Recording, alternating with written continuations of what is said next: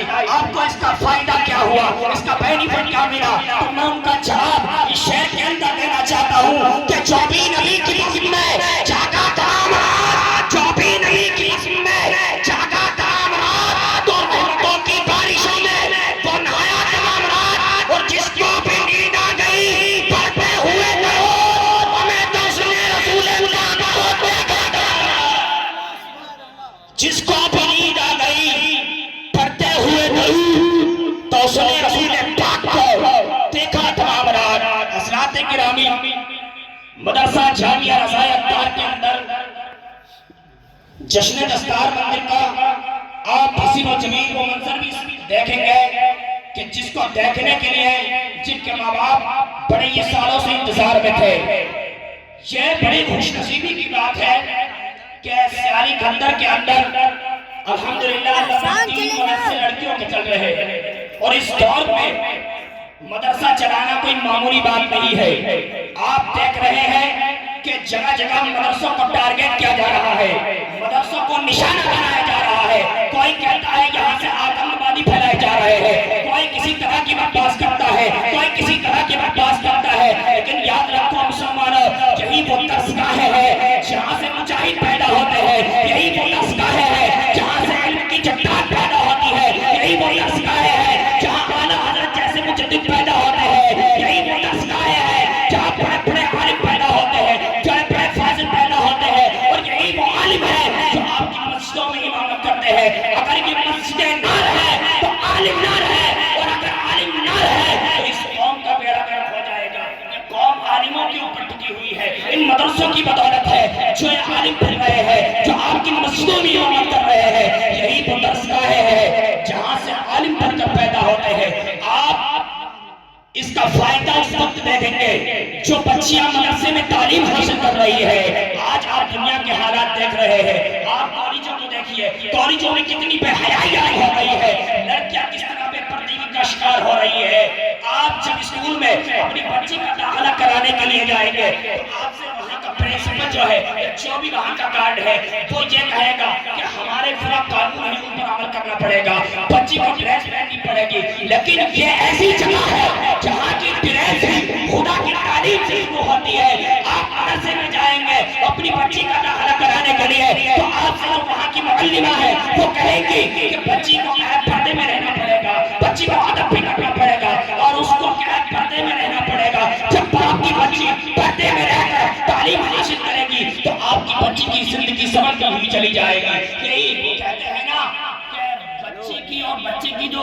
پہلی درسگاہ ہوتی ہے وہ ماں کی گود ہوا کرتی ہے۔ جب آپ کی بچی تعلیم حاصل کر لے گی تو تربیت یافتہ ہو جائے گی تو اسے یہ پتہ چل جائے گا کہ کیا چیز حرام ہے اور کیا حلال ہے۔ جب وہ اس چیز میں فرق کر لے گی تو اپنے بچوں کی تربیت بھی اسی انداز سے کرے گی، وہ اپنے بچوں کو یہ بتائے گی کہ بیٹا یہ حلال ہے، اس سے باز رہ جا، ورنہ یہی ہوئے گا۔ اگر اس کا بچہ روئے گا تو وہ چپ کرانے کے لیے اس کے ہاتھ میں موبائل تھما دے گی، اور موبائل ایسی بلا ہو چکی ہے آج، اس میں ہماری قوم ڈوب چکی ہے، کوئی کسی انداز میں ڈوب رہا ہے، کوئی کسی انداز میں ڈوب رہا ہے۔ بہرحال اس موبائل نے اس قوم کا بیڑا غرق کر دیا ہے۔ لیکن الحمدللہ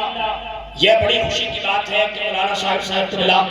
کافی سالوں سے مدرسہ چل رہا ہے، اور اس میں الحمدللہ ہر سال دستار ہوتی ہے اور بچوں کی دستار بندی ہوتی ہے، لیکن کچھ ایسے نااہل بھی پیدا ہو گئے ہیں جو ان مدرسے کو برا بھلا کہتے ہیں، اور انہی مدرسوں کی بدولت آج دنیا میں سکون پیدا ہے جو تھوڑا بہت بچا ہوا ہے۔ آئیے میں آپ کو اپنی تلاوت کردہ آیت کریمہ کے تحت وہ سنانا چاہتا ہوں۔ اللہ رب العزت قرآن مجید میں ارشاد فرماتا ہے قُلْ هَلْ يَسْتَوِي الَّذِينَ يَعْلَمُونَ وَالَّذِينَ لَا يَعْلَمُونَ۔ محبوب آپ فرما دیجئے کہ علم والے اور بے علم برابر نہیں۔ جس طرح دین اور بات برابر نہیں، اسی طرح علم والے اور بے علم بھی برابر۔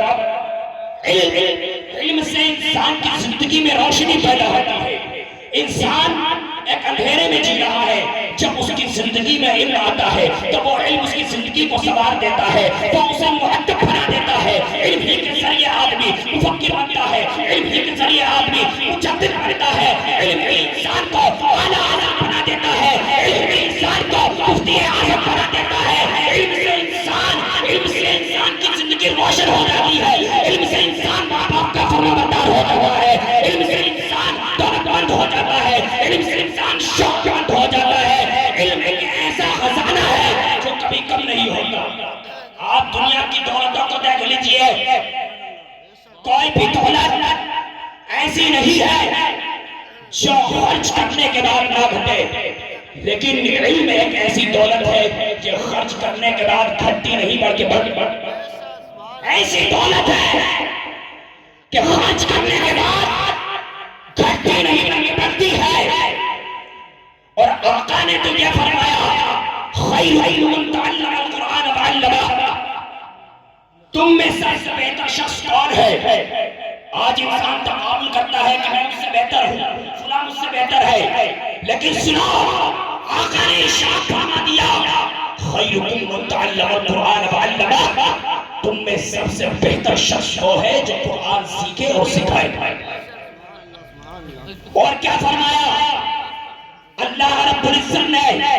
بندے کے لیے 4 چیزیں فرض کی ہے جو سب لوگ جانتے ہوں گے، نماز، روزہ، زکوٰۃ، حج۔ آقا نے بھی ایک چیز بتائی ہے، آقا کی حدیث طلب العلم فریضۃ علی کل مسلم و مسلمہ، ہر مسلمان